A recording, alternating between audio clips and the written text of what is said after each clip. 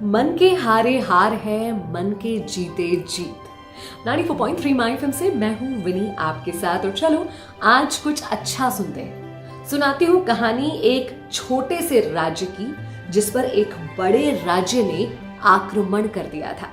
बड़े राज्य की तरफ से युद्ध की ललकार आई थी। अभी जो छोटे राज्य का राजा था बहुत घबरा गया था, क्योंकि ना ही इनके पास वैसा सैन्य बल था और ना ही उस तरह के साधन संसाधन थे जिससे वो उस बड़े राज्य से जीत सकते।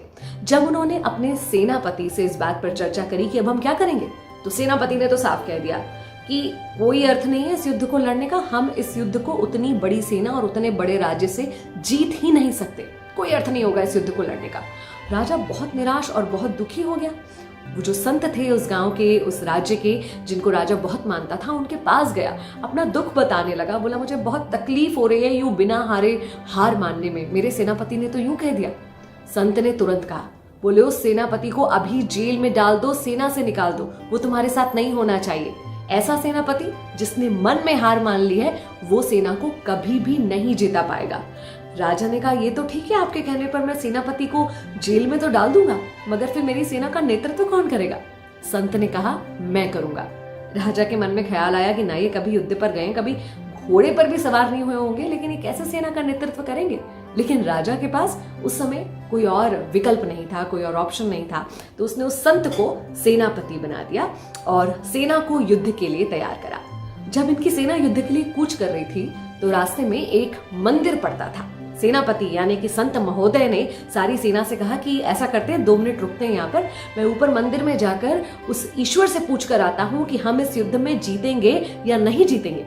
सेना ने कहा, अरे ईश्वर आपको कैसे बता देंगे, वहां तो पत्थर की एक मूर्ति है। तो संत ने कहा, मैंने सारी उम्र दैवीय शक्तियों से बात करी है, मैं उनकी बात को समझ जाऊंगा, सुन के आऊंगा वो क्या कह रहे हैं। सेना ने कहा, ठीक है।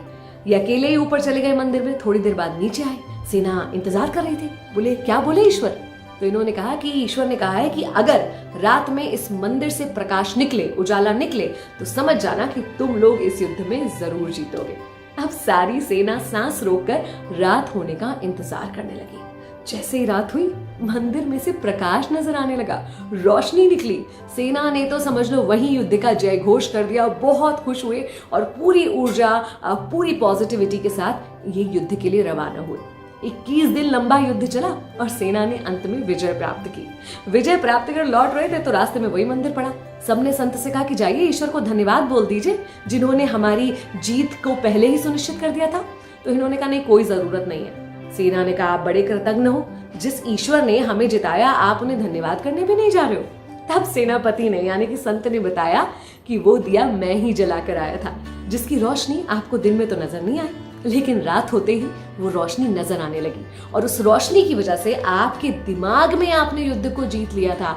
आपने अपने अंदर ये बिल्कुल क्लियर कर लिया था कि इस युद्ध को आप ही जीतने वाले हो, और इसीलिए जीत इतनी आसान हुई। असंभव को संभव में हम बदल सके।